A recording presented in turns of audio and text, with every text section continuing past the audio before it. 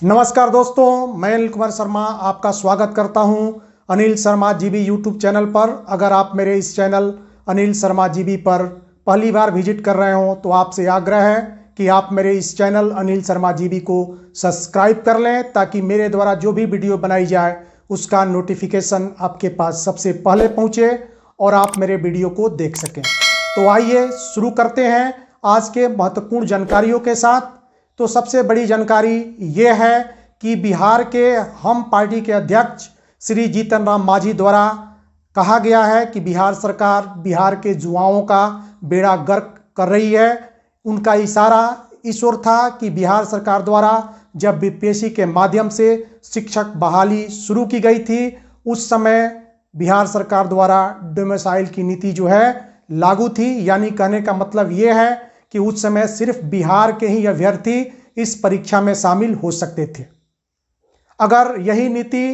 अंत तक लागू होती तो इससे बिहार के युवाओं को ज़्यादा से ज़्यादा नौकरी प्राप्त होती और बिहार के युवा जो है बेरोजगारी से बच सकते थे। लेकिन बाद में न जाने क्यों बिहार सरकार द्वारा इस नीति में परिवर्तन किया गया और डोमिसाइल नीति को खत्म कर दिया गया, जिसके चलते बिहार ही नहीं बल्कि पूरे भारत के अन्य राज्यों से भी अभ्यर्थी इस परीक्षा में शामिल हुए,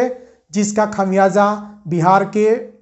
जो नौजवान हैं, बिहार के जो ऐसे छात्र हैं जिनको अभी नौकरी की ज़रूरत थी, वे इस नौकरी से वंचित हो गए। इसी की तरफ इशारा करते हुए जीतन राम मांझी ने कहा है कि बिहार सरकार ने बिहार के युवाओं का भविष्य जो है अंधकारमय कर दिया है, उनका बेड़ा गर्क कर दिया है। यहाँ तक अगर सही रहता तब तो चल भी बन जाता, लेकिन धीरे धीरे जैसे जैसे समय बीतता जा रहा है बीपीएससी के माध्यम से हुए परीक्षा में कितनी धांधली हुई है, यह सभी बातें जो है सामने आ रही है और लोगों को आश्चर्य हो रहा है कि बीपीएससी द्वारा लिए गए एग्जाम में इस तरह की धांधली लोगों को विश्वास ही नहीं हो रहा है। क्योंकि बीपीएससी एक ऐसी संस्था है जिसके द्वारा बहुत बड़े पैमाने पर परीक्षा का आयोजन किया जाता है और उनके द्वारा जो परीक्षा फल दिया जाता है वह बिल्कुल साफ सुथरा होता है। लेकिन इस समय बीपीएससी भी जो है संदेह के दायरे में आ चुकी है, क्योंकि ये बात समझ में नहीं आ रहा था कि बिहार सरकार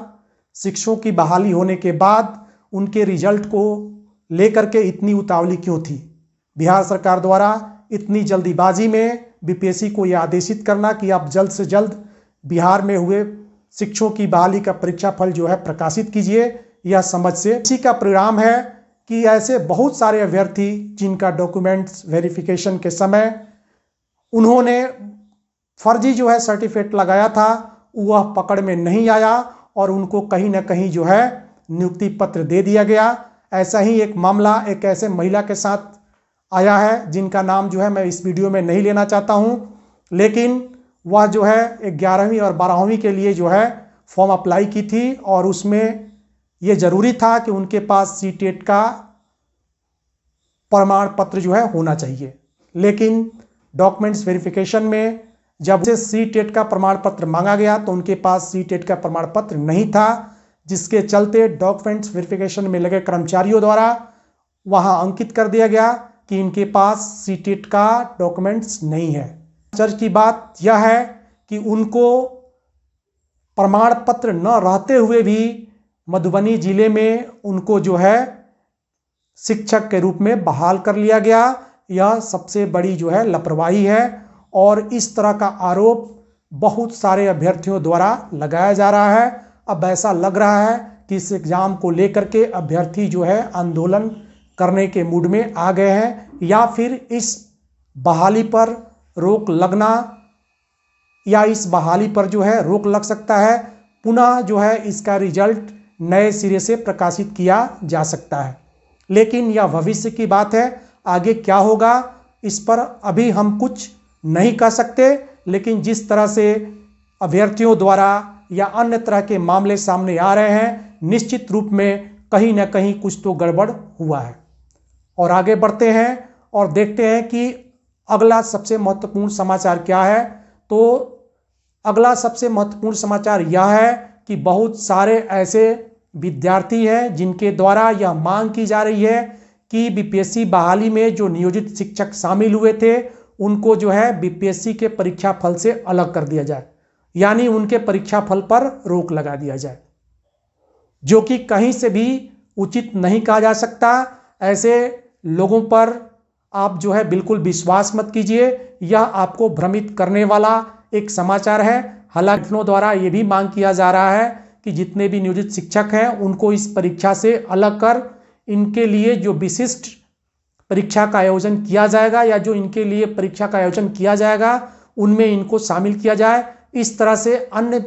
जो अभ्यर्थी हैं उनको शिक्षक बनने का मौका मिल सकता है। लेकिन आप सभी जानते हैं कि इस तरह का कार्य जो है किसी भी दृष्टिकोण से असंवैधानिक है और सरकार इस तरह का कार्य बिल्कुल नहीं कर सकती। जितने भी नियोजित शिक्षक हैं जो इस परीक्षा में उत्तीर्ण हो चुके हैं उन्हें इस परीक्षा से अलग करना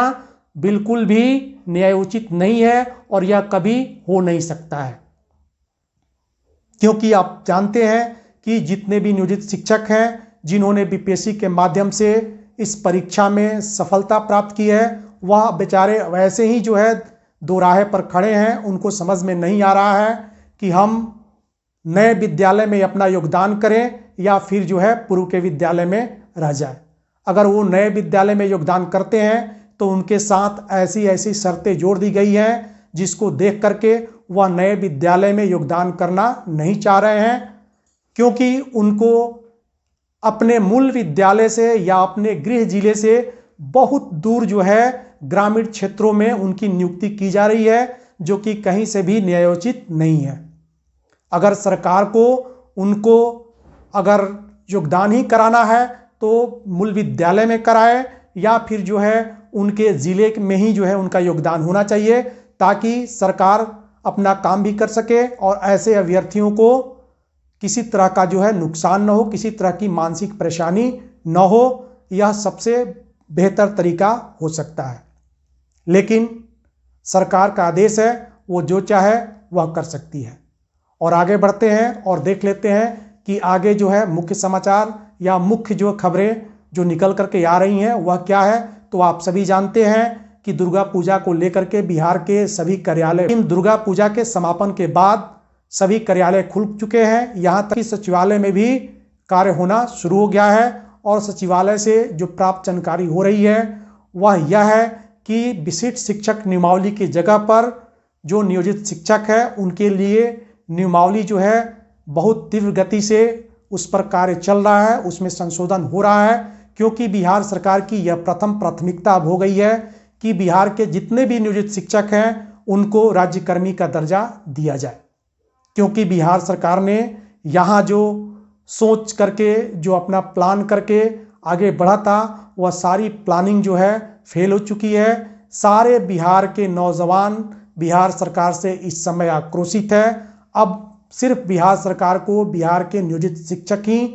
ऐसे लग रहे हैं कि अगर उनके लिए कुछ किया जाए तो बिहार सरकार के फेवर में वो आ सकते हैं। तो बिहार सरकार का प्रथम जो है, या यूँ कहें कि बिहार सरकार जो है बिहार सरकार के नियोजित शिक्षकों को राज्यकर्मी का दर्जा देने के लिए बिल्कुल जो है तत्पर है। वह उसको अपने कार्यों में प्रथम स्थान पर रख रही है और आशा है कि निश्चित रूप से जल्द जो है बिहार के नियोजित शिक्षकों को राज्यकर्मी बनने के लिए जो नियमावली आएगी वह बहुत जल्द आएगी, क्योंकि बिहार सरकार यह समझ रही है कि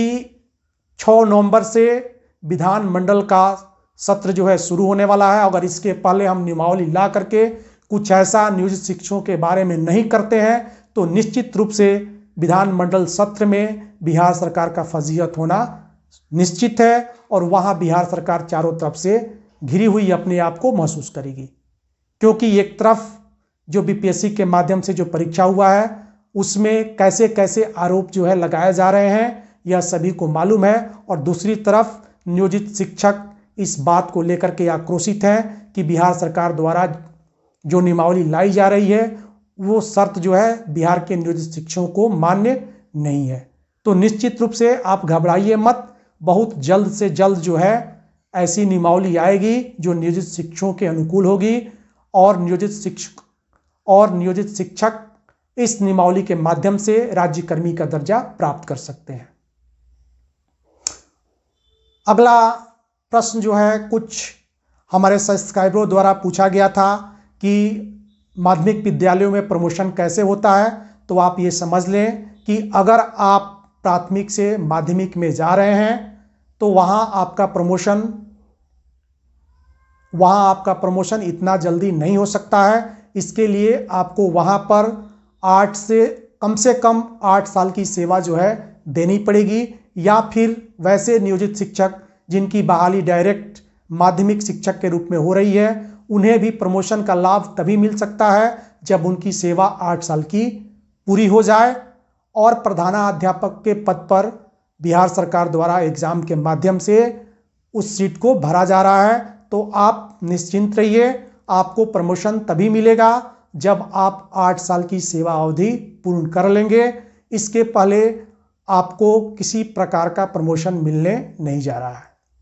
और बहुत सारे हमारे नियोजित शिक्षक जो कि बीपीएससी के माध्यम से हुए परीक्षा में सफल हुए हैं, वह बिल्कुल अपने आप को दुराहे पर महसूस कर रहे हैं। तो यहाँ पर मैं ये कहूँगा कि वे अपने विवेक का परिचय यहाँ दें। उनको यहाँ जो है बहुत अच्छी तरह से सोच लेना चाहिए कि अगर हम मूल विद्यालय में रहते हैं तो हमें क्या फ़ायदा हो सकता है, और अगर हम अपने विद्यालय से सुदूर इलाकों में अपना योगदान देते हैं तो वहाँ जो है हमें क्या फ़ायदा हो सकता है। बहुत सारे ऐसे नियोजित शिक्षक हैं जो अपने ज़िले से काफ़ी दूर जो है पूर्व में पठन पाठन का काम जो है कर रहे थे। अगर उनको अपने ज़िले के आसपास भेजा जा रहा है तो ऐसे नियोजित शिक्षकों को निश्चित रूप से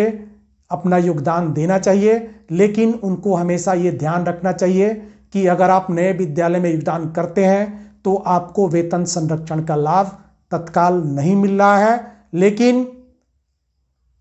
निकट भविष्य में वेतन संरक्षण और सेवानिरतता का लाभ जो है बिहार सरकार द्वारा दिया जाएगा। लेकिन कब दिया जाएगा इसकी कोई गारंटी अभी नहीं है। और साथ ही साथ मैं आपको बता दूं का बहुत सारे जिलों में वेतन भुगतान हो चुका है, और बीच ही में दुर्गा पूजा पर जाने के कारण बहुत सारे ऐसे जिले हैं जहां वेतन भुगतान नहीं हो सका है। लेकिन अब सारे कार्यालय खुल चुके हैं और वेतन भुगतान में तीव्रता आना निश्चित है। तो हो सकता है 2 से 3 दिन के अंदर सारे जिलों में सितंबर माह का वेतन भुगतान हो जाए। और अक्टूबर माह का वेतन भुगतान अभी संभव नहीं है जब तक बिहार परियोजना से राशि जो है सभी जिलों को नहीं भेज दी जाती। तब तक जो है अक्टूबर माह का वेतन मिलना, तब तक जो है ये आशा करना कि अक्टूबर माह का वेतन बहुत जल्द मिल जाएगा, यह कोरी कल्पना के समान होगा। तो दोस्तों, आशा करता हूं कि आप सभी को आज की ये वीडियो अच्छी लगी होगी। अगर आपको ये वीडियो अच्छी लगी हो तो निश्चित रूप से आप अधिक से अधिक लाइक करें, कमेंट करें और शेयर करें। तो फिर मिलते हैं अगले वीडियो में, तब तक के लिए नमस्कार।